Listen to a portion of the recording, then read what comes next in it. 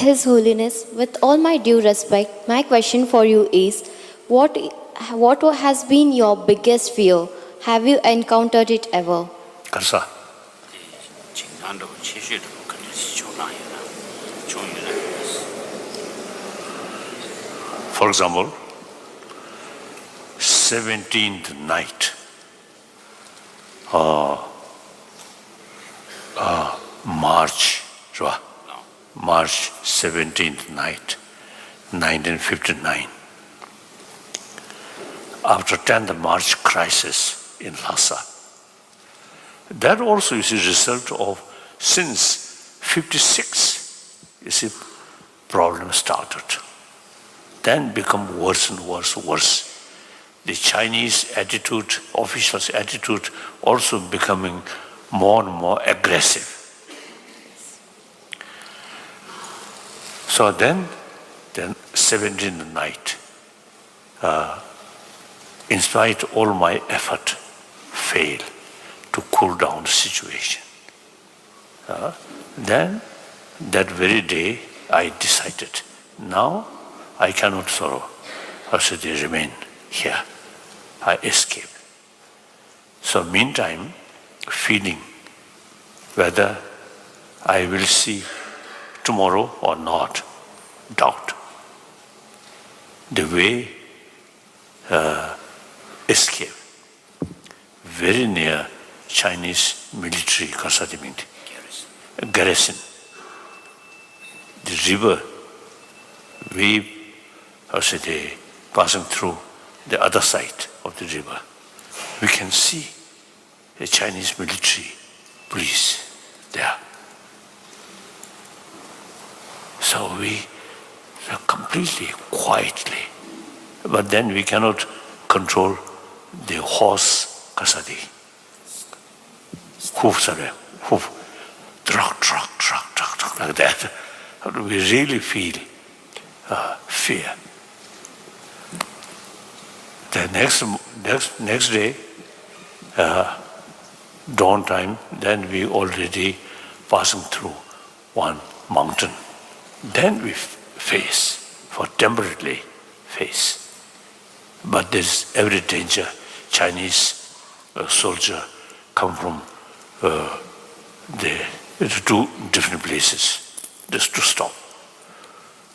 That's, I think, a more fearful journey. So, but then we, my sort of usual way to take decision. Before take the decision, I ask not only officials, but including sweeper. I ask, what do you think about that? Then the majority, also the same sort of view, majority. Then I also, think. Then feel, now this is right decision. Then go. No regret. Even something happen, no regret. I try my best to think and ask people. So that's my way. So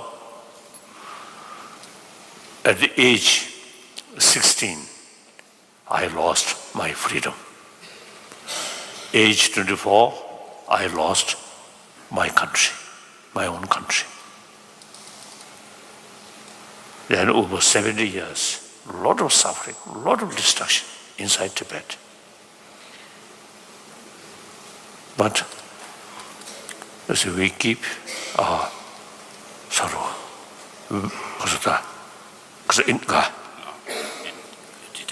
our determination, the basic thing, the Chinese communists, their power come from military forces, barrel of gun, as Chairman Mao Zedong say. Power come from barrel of gun. Our sort of strength is truth. So for temporary, power of gun is more decisive. But in the long run, power of truth is much more stronger than the power of gun.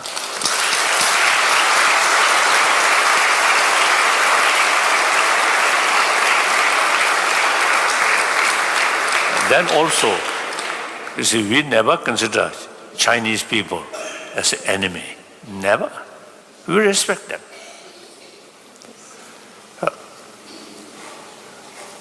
So, they mentally, you see, we always look to them as another human brother, sisters. Then political field, 59, we try to raise Tibetan issue at the UN,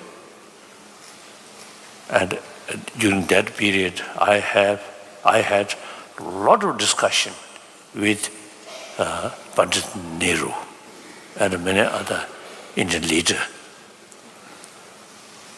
On one occasion, Pandit Nehru told me that America will not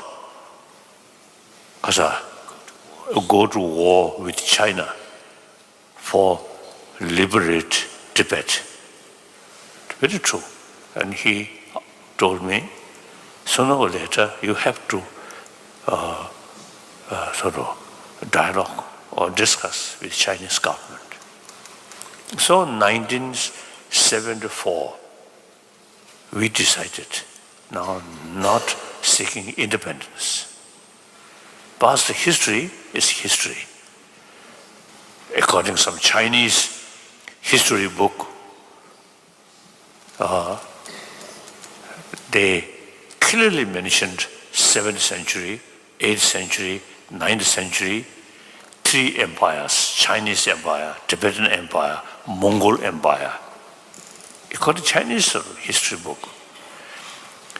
But I am one of the admirer of European Union. Wonderful. They think, they consider common interest is more important than national sovereignty on these things. So that's very practical, very realistic. World becoming smaller and smaller. So we also, this big question, whether separate, independent Tibet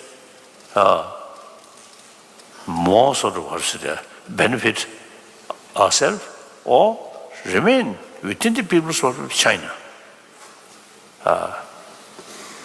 Then Tibet immediately backward.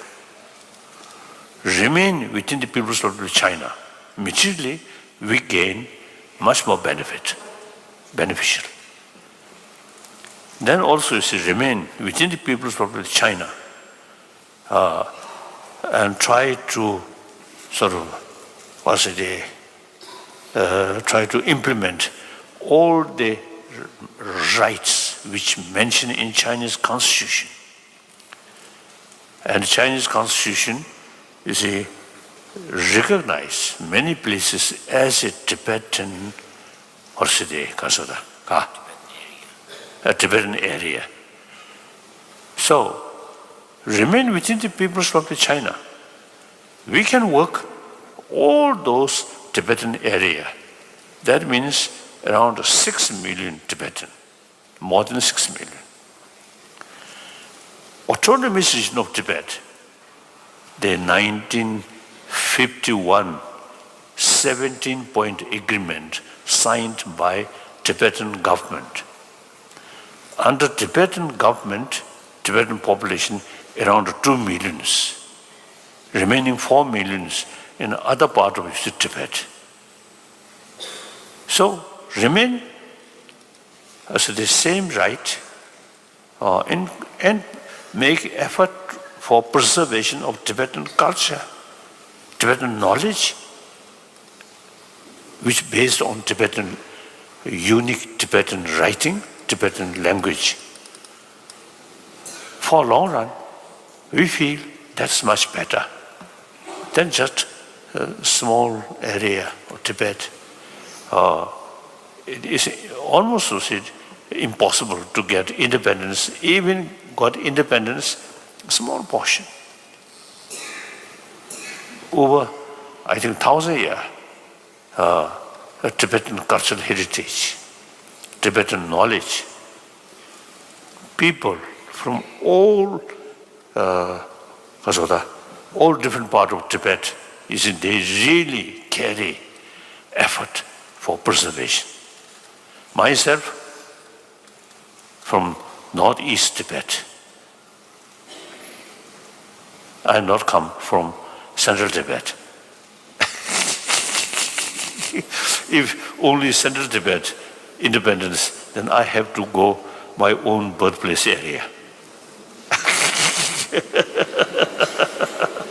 Like that. So historically, most Tibetan, learned Tibetan come from other part of Tibet, northeast Tibet. Amdo and east Tibet come, then central Tibet, Yuzhang. So in the past, we remain together, and culturally, spiritually. I feel that's more important than rather than just you see a small part of Tibet and independence. Very difficult to achieve. Even achieved, not much sort of useful, I feel. So therefore, from our side, we are open. We are not seeking independence. But Chinese officials still consider me as a spiritist. But all over the world who have some knowledge about Tibet, they know Dalai Lama not seeking independence.